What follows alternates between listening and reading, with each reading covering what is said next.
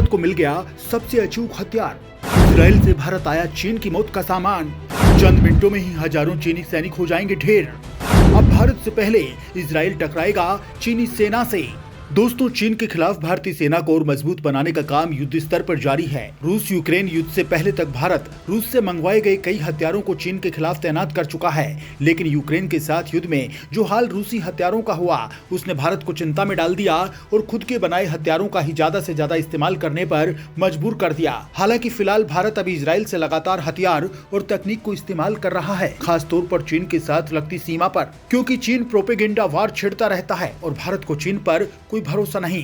भारत ने क्लियर भी कर दिया कि चाहे कुछ भी हो जाए, जब तक चीन एलएसी पर पहले वाली स्थिति पर नहीं आता, भारत ना अपने हथियारों को वापस लेगा और ना ही अपने सैनिकों को वापस बुलाएगा। वहीं दूसरी ओर भारत ने अपने सबसे खास दोस्त इजराइल का साथ लेते हुए उसके एक सबसे खास और खूंखार हथियार को चीन के साथ लगती सीमा पर तैनात कर दिया है। वहीं इतना ही नहीं, बल्कि भारतीय वायु सेना ने भी चीन के खिलाफ खुद को मजबूत करने के लिए एक खास तरह का मिशन चलाया है। तो दोस्तों, वीडियो पर आखिर तक बने रहिएगा, क्योंकि हम आपको चीन के खिलाफ भारतीय सेना द्वारा की जा रही सबसे बड़ी तैयारी को बताने वाले हैं, जिसमें इजरायली हथियारों को भी शामिल किया जा रहा है। पूर्वी लद्दाख में भारतीय हथियारों के साथ तबाही मचाने को तैयार हैं इजरायली योद्धा। दोस्तों, पूर्वी लद्दाख और अरुणाचल प्रदेश के पास चीनी सैनिक सबसे ज्यादा उछल कूद मचाए हुए हैं और इनसे निपटने के लिए भारतीय सेना ने सबसे खास तैयारी की है। अरुणाचल प्रदेश चीन और भारत के बीच वास्तविक नियंत्रण रेखा पर टकराव का दूसरा क्षेत्र है। पूर्वी लद्दाख में इस समय तनाव जारी है, तो वहीं इस हिस्से में भारतीय सेना पूरी तरह से मुस्तैद है, क्योंकि ये इलाके जितने खूबसूरत हैं उतने ही संवेदनशील भी। चीन की सीमा से सटे इस हिस्से पर हर समय भारतीय सेना मुस्तैद रहती है।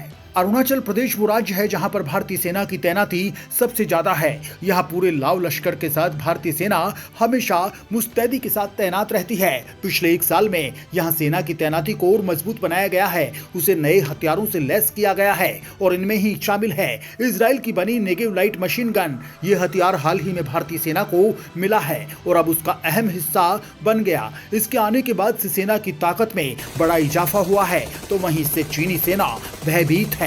अब ये जान लीजिए कि ये मशीन गन कितनी खतरनाक है। मार्च 2012 में इजराइल वेपन्स इंडस्ट्रीज ने ऐसी लाइट मशीन गन्स को डेवलप करने का ऐलान किया जो हर तरह के युद्ध में कारगर साबित हो सके। इसकी पहली झलक उस साल भारत में हुई डिफेंस एक्सपो और चिली में हुए एरोस्पेस फेयर में देखने को मिली थी। नेगेव दुनिया की इकलौती ऐसी लाइट मशीन गन है जो सेमी ऑटोमेटिक मोड और सिंगल बुलेट शूटिंग के लिए प्रयोग की जा सकती है।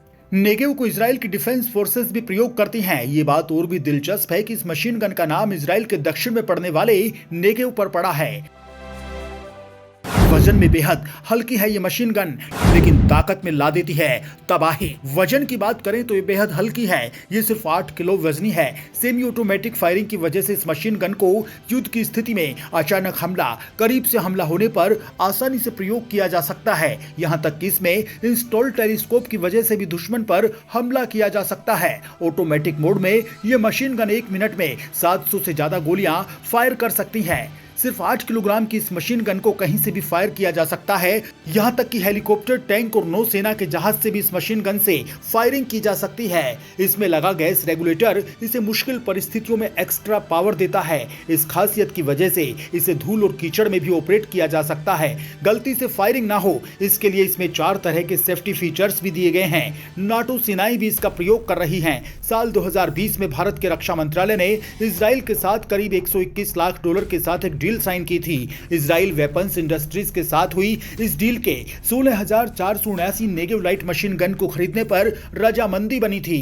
भारत आने से पहले इस हथियार को कई तरह के टेस्ट और परीक्षण से गुजारा गया। नेगेव 7.62 mm LMG युद्ध में खरा उतरने वाला हथियार है और इसे कई देश प्रयोग कर रहे हैं। इसकी रेंज तो ज्यादा है ही, साथ ही इसकी विध्वंसक क्षमता भी काफी ज्यादा है। रक्षा विशेषज्ञों ने इसे भारतीय सेनाओं में प्रयोग हो रही बाकी राइफल्स के मुकाबले काफी खतरनाक करार दिया है। इस एलएमजी को खरीदने का फैसला मार्च 2020 में लिया गया था। उसी साल मई में चीन के साथ लद्दाख में तनाव की शुरुआत हुई थी। इस तनाव के बाद फैसला लिया गया कि पाकिस्तान से सटी एलओसी और चीन के साथ सटी एलएसी पर इसको तैनात किया जाएगा। वहीं दोस्तों, भारतीय वायु सेना ने भी खुद को ताकतवर बनाने के लिए और इजरायली ड्रोन हेरोन को भारतीय हथियारों से लैस करने के लिए ऑपरेशन चीता चलाया है। इसके तहत भारतीय कंपनियों द्वारा बनाए गए अलग अलग हथियारों को पहले से भारत में तैनात इजरायली ड्रोन या यूएवी को ज्यादा ताकतवर बनाया जाएगा। प्रोजेक्ट चीता के तहत ईरान अनमैन्ड एरियल व्हीकल में नई मिसाइल और आधुनिक सर्विलेंस डिवाइस लगाकर